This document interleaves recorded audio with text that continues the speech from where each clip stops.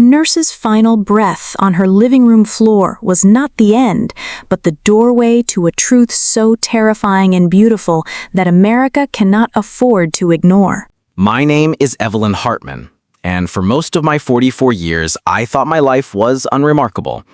I was a nurse in Nashville, Tennessee, wife to Mark for over 2 decades, and mother to 2 children who were my heartbeat. Caleb, 16, already testing his independence with a brand new driver's license, and little Emma, 9, whose laughter carried through the halls of our modest home like sunlight breaking through clouds. Life was ordinary, though not easy. My days blurred into 12-hour hospital shifts, endless paperwork, and the sour, sweet smell of antiseptic that clung to my clothes long after I'd showered. I carried the weight of patients' suffering, but I also carried laundry baskets, overdue bills, and the exhaustion of late-night homework sessions with Caleb or bedtime stories for Emma. By the time my head hit the pillow each night, my prayers were little more than muttered lists, half-conscious bargains with God that lacked the passion I once had. When whispers of a new COVID variant surfaced on the news, something they called the Stratus strain, I barely flinched. After all, hospitals were always bracing for the next emergency, the next deadly illness. But soon the first patients arrived. Their lungs failed in hours, as though a switch had been flipped. They came in frightened, but stable, and by the time my shift ended, many were already gone. I treated them, held their trembling hands, and reassured their families, never imagining that I would join their number. June 11th began like any other day. I woke with a list of errands, made Emma her favorite waffles, and reminded Caleb to slow down on the road. By afternoon, a nagging cough interrupted my sentences. By evening, I was struggling to breathe. The air felt thick, my chest heavy, as if someone had draped a soaking blanket over me. Mark's panic was immediate. His hands trembled so violently he dropped the phone twice while trying to dial 911. Emma stood frozen in the doorway, clutching her stuffed bunny, her eyes wide and wet. That image, her fear, her smallness, seared itself into my soul. It was the last earthly sight I carried with me. The next moment, everything changed. I felt a pop, not a sound, but a release. Pain evaporated. The burning in my lungs, the frantic drumbeat of my heart, gone. I was weightless, suspended. Looking down, I saw my own body on the floor. Mark knelt beside me, pressing his hands desperately against my chest. His tears streamed down his cheeks as he cried, "Evelyn, don't leave me. Please, don't you dare leave me." Caleb's voice cracked like glass. "Mom, stay with us." The paramedics rushed in, voices sharp and urgent. I watched them press paddles against my chest. My body jolted violently, but I felt nothing. Their commands, the beeping machines, the chaos, all of it faded, as though someone slowly turned the world's volume down to silence. Then came darkness. But it wasn't the suffocating kind of darkness I had always feared. It was soft, velvety, all-encompassing. There was no pain, no time, no body, only stillness. I didn't feel like Evelyn anymore. I simply was. Seconds or centuries could have passed. I couldn't tell. Then I sensed it. Not light, not sight, sound. A note, single and pure, filled me. It wasn't music as we know it. It was something greater. Every warmth I had ever known pressed into one perfect vibration. I felt the memory of Emma's tiny newborn fingers gripping mine, Caleb's unrestrained laughter as a toddler, and Mark's steady hand holding mine as we promised our vows. That note carried it all. It wasn't outside of me, it was me.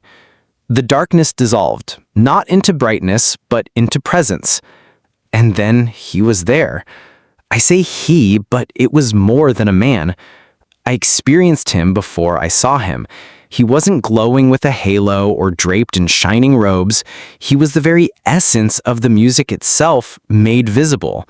His form was simple, almost plain, but his presence made everything more real than real. And his eyes, they were not 2 points of light, they were doorways. When he looked at me, I didn't feel judged or exposed. I felt remembered, as though every shame, every regret, every whispered lie that I wasn't enough had never truly existed. They were only noise I had collected along the way. In his gaze, I was whole, in tune, perfectly aligned. For the first time in years, maybe for the first time ever, I breathed freely. "Evelyn," he said. He didn't speak with words. His voice bloomed inside my soul, familiar and eternal. He spoke my name as though he held the memory of my creation within it. Each syllable carried every hope, every dream he had for me. Tears welled in my eyes, not from grief, but from relief, so profound it had no language. "You are home," he said. And I knew it was true. The moment he said, "You are home," I thought it was the end of my earthly journey. I believed I would stay wrapped in that presence forever, free from fear, free from time, free from the weight of a broken world. But then his gaze shifted, and I understood. This was not only about me. He was about to show me something that reached far beyond my little life in Tennessee. Suddenly, the music that had embraced me stretched outward, expanding into a vast horizon. At first it shimmered with beauty, but then it fractured. I heard dissonance, like a perfect choir interrupted by clanging metal. The pure notes splintered into static, harsh and sharp, filling the air with confusion. I turned toward the sound and saw something terrifying. Before me stretched a vision of the world, not the peaceful garden I longed for, but a landscape covered in restless motion.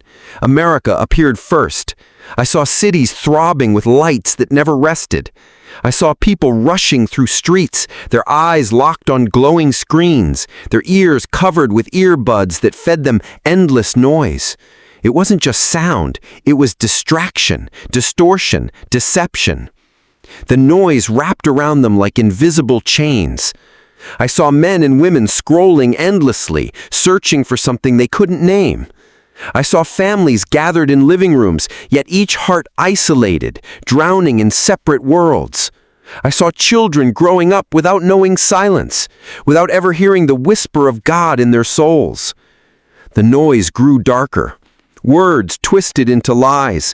Promises from leaders melted into manipulation. Fear was broadcast louder than truth. And I realized it wasn't just technology. It wasn't just politics. The noise was spiritual. It was a weapon. I whispered in my heart, "Lord, what is this?" And he answered. His voice was gentle, yet it cut through the chaos like a blade of light.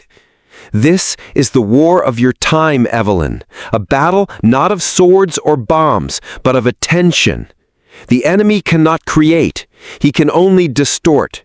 So he floods my children with noise until they forget how to listen." As he spoke, the vision shifted. I saw churches, some full, some nearly empty. In the full ones, worship was loud, lights flashing, music booming.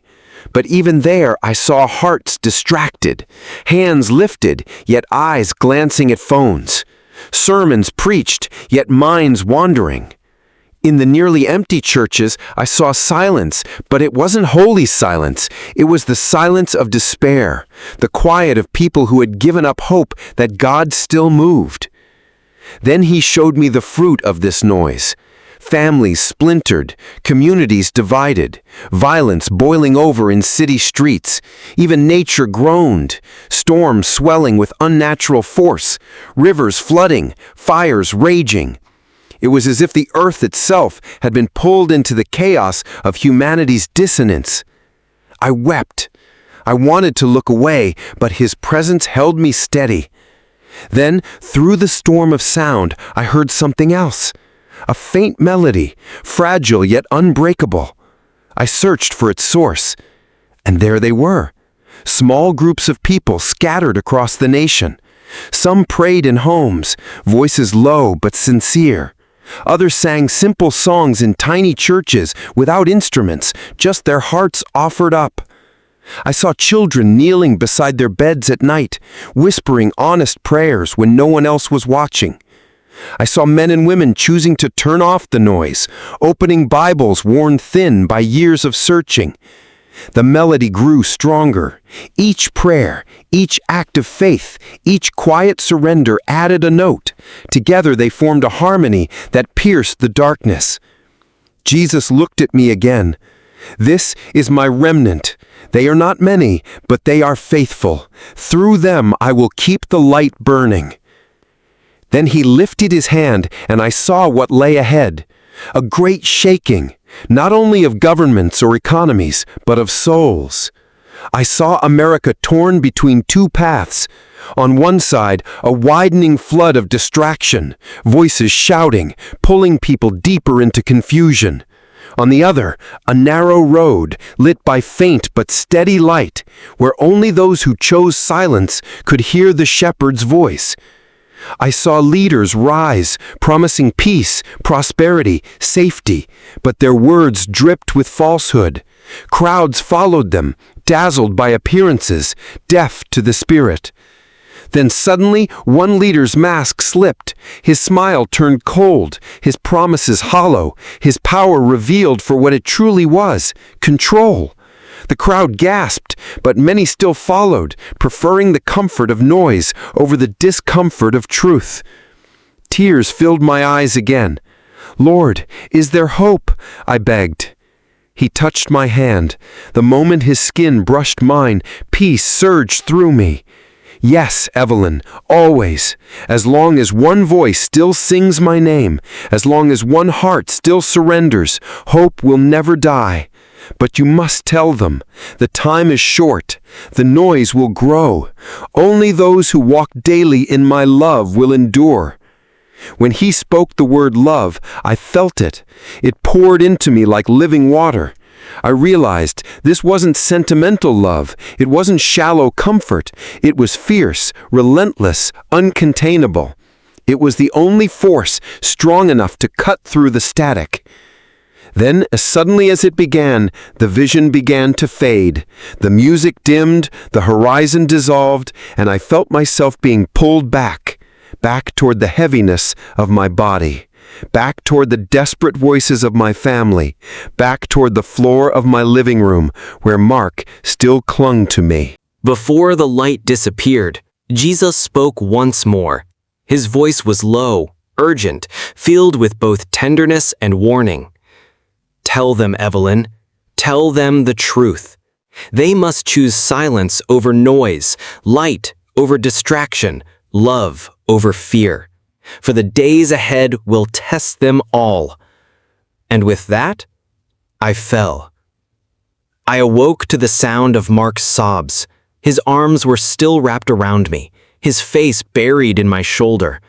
My chest burned as air returned, each breath ragged but alive. My first words were broken whispers, but they carried weight beyond me. "Mark, he's real. I saw him." His head snapped up, his eyes, red and wide, searched mine for truth. Behind him, my daughter Lily clutched her hands to her mouth, trembling. My teenage son Aaron had sunk to his knees, tears spilling down his face. They weren't just relieved I was alive. They had felt the thin veil between heaven and earth tremble in our living room. I told them everything. My words spilled like water, unstoppable. The music, the light, the vision of America drowning in noise, the remnant clinging to faith, the warning about leaders who would deceive. They listened in silence, no one daring to interrupt. Mark gripped my hand so tightly it almost hurt. "Evelyn, if this is true, then we can't go back to the way things were. We can't keep pretending life is normal." I nodded. My heart still carried the pulse of his presence. "That's why he sent me back. To tell you, to tell everyone." That night, we turned off the television. We set our phones aside. We prayed together as a family. Really prayed. Not hurried words, not habit. I felt a stillness enter our home, the kind of stillness that makes room for God's voice. But almost immediately, the enemy pushed back. News headlines screamed louder. Friends called warning us about the new variant, about new restrictions, about fears piling one on top of another. Even in the church, some dismissed my story as imagination, as a side effect of trauma. Yet a few hearts stirred. A few leaned in closer, their eyes searching mine, hungry for hope. I knew then, this testimony wasn't mine to bury, it was a seed to be sown. Some ground would reject it, but other soil would break open and bear fruit. Every day since, I wake with a new urgency, not fear, not despair, but a holy weight pressing on my spirit. Because I remember his words, "Only those who walk daily in my love will endure." And I see it now. This was never about a virus, never about politics alone. It was about the battle for attention, for devotion, for hearts. The noise will keep rising, but so will the song of the faithful. My life is no longer mine. It belongs to the one who sent me back. Friend, if Evelyn's story shook something inside you, don't ignore it. The world is loud, the noise is endless, and the enemy is clever. But the love of Jesus is stronger, deeper, unshakable. The time is short, and the choice is yours. Drown in distraction or step into the stillness where his voice speaks life. If this testimony touched your heart, let it be more than a story. Make it a call. Share it, live it, and never walk alone. Subscribe to this channel so you don't miss the next message of hope. Tomorrow may be too late to decide.